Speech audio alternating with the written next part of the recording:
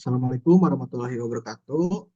Pada kesempatan kali ini, kami dari FPD 01 yang berisikan Mahardika Chandra dan Saya Sken Raffi. akan menjelaskan gas based project tipe A di matkul sistem produksi otomasi industri. Saya akan menjelaskan pertanyaan dari CO1 terlebih dahulu. Pertanyaan ada tiga. Yang pertama, menentukan sensor yang tepat untuk supaya dapat menghitung banyaknya output yang dihasilkan untuk masing-masing kemasan. Silakan menggunakan referensi dari materi sensor dan aktuator di LMS. Lalu, yang kedua, menjelaskan sensor yang dipilih untuk setiap kemasan kopi tersebut. Lalu yang ketiga, menjelaskan bagaimana sistem kerja sensor tersebut hingga banyaknya output yang dihasilkan oleh lantai produksi kopi instan cold brew dapat ditentukan. Oke, selanjutnya kita langsung ke jawabannya saja. Nah, untuk pertanyaan pertama tadi, kasusnya ada tiga eh, botol yang menggunakan bahan yang berbeda. Yang pertama itu ada kemasan botol kaca bening dengan tutup dari logam. Yang kedua, menggunakan kemasan botol plastik. Yang ketiga, menggunakan kemasan kaleng logam. Untuk yang botol kaca dan bening, botol kaca bening dengan tutup dari logam menggunakan retroreflektif. Lalu yang kemasan botol plastik menggunakan sensor kapasitif. Yang kemasan kaleng logam menggunakan true beam sensor.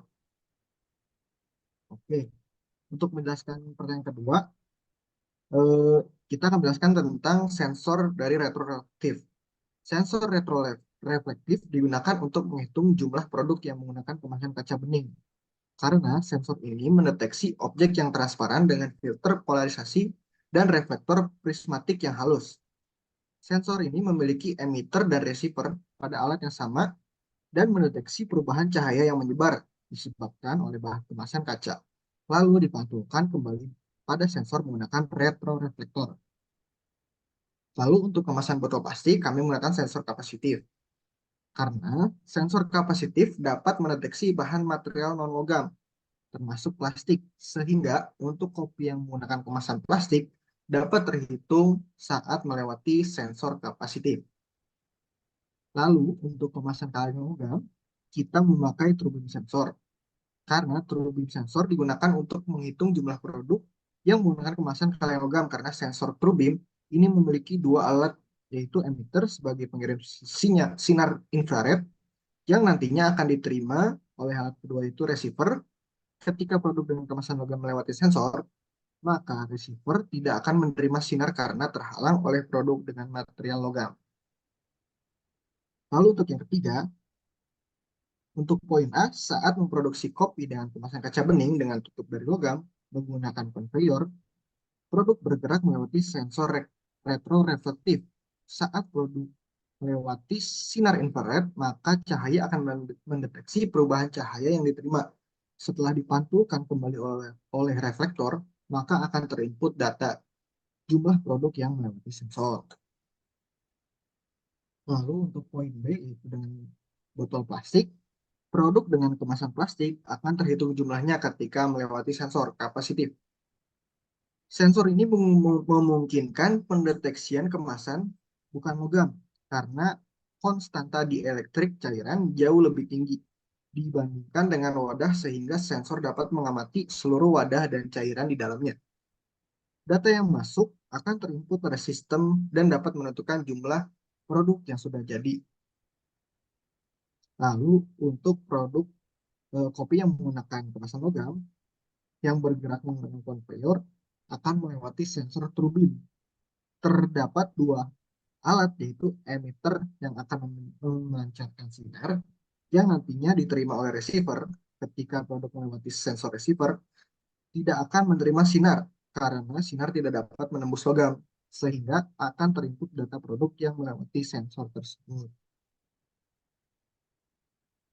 Oke, selanjutnya saya akan menjelaskan soal CLO2, yaitu membuat simulasi sistem pengisian kopi instan cold brew pada botol kaca secara otomatis. Eh, Anda dan tim Anda diminta untuk membuat sistem pengisian kopi instan cold brew pada botol kaca. Sebagai referensi, Anda dapat menuju pada simulasi bottling plan di software LetSim sebagai berikut.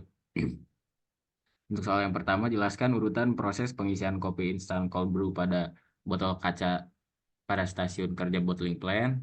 Yang kedua, membuat program ladder diagram dengan menggunakan software LEDSIM untuk menunjukkan simulasi dari urutan proses pengisian kopi instan cold brew pada botol kaca yang dijelaskan pada poin sebelumnya. Dalam membuat program ladder diagram tersebut, terdapat beberapa kendala yang perlu dipertimbangkan, yaitu sistem pengisian kopi instan cold brew mempunyai satu tombol start dan satu tombol stop. Jumlah sensor yang dapat digunakan maksimal sebanyak 6 buah sensor. Jumlah aktuator yang dapat digunakan maksimal sebanyak 6 buah aktuator. Sistem pengisian kopi instan cold brew ini harus menggunakan fungsi timer dan atau counter serta fungsi reset. Selanjutnya ada alamat input tidak lebih dari 12 alamat, alamat output tidak lebih dari 12 alamat. Yang ketiga, membuat video. Ya, ini kita sekarang sedang membuat video. Untuk CLO2 yang soal pertama, urutan proses pengisian kopi instal cold brew botol kaca pada stasiun kerja bottling plant. Yang pertama ada botol kaca kosong akan melewati konveyor. Selanjutnya, setelah melewati konveyor pertama, konveyor kedua, botol kaca akan diisi dengan kopi sesuai volume yang sudah ditetapkan dan dicek menggunakan sensor yang menentukan kesesuaian volume. Nah, lalu proses selanjutnya masuk ke konveyor ketiga yang dilakukan packing. Berikut merupakan ladder diagram yang telah kami buat pada software LEDSIM. Selanjutnya kita langsung ke software LEDSIM-nya yang sudah kami buat sebelumnya. Nah, kita sudah membuat sampai 15 room.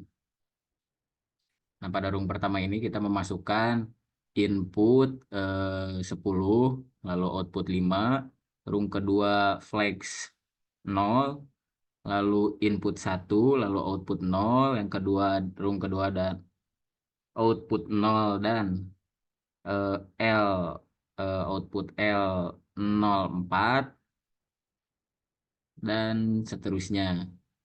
Hingga yang terakhir ada room 15 yaitu T3 ya DN. Lalu di akhir ada timer kedua reset dan timer ketiga reset. Di sini juga terdapat eh, counter dan timer untuk kontrolnya. Lalu kita coba simulasikan menggunakan bottling plant simulation. Nah, di sini kita menyalakan IP10. Dari sini botol masuk, lalu akan diisi, lalu akan melewati sensor, dan terakhir dikumpulkan di konveyor yang ketiga. Kita lihat, dan seterusnya sudah terisi 3, maka akan dikumpulkan pada satu box sampai terisi penuh. Sekian dari kelompok kami, kurang lebihnya mohon maaf. Saya Azkan Nurafi, Saya Mahardika Chandra. pamit undur diri. Wassalamualaikum warahmatullahi wabarakatuh. Wabarakatuh.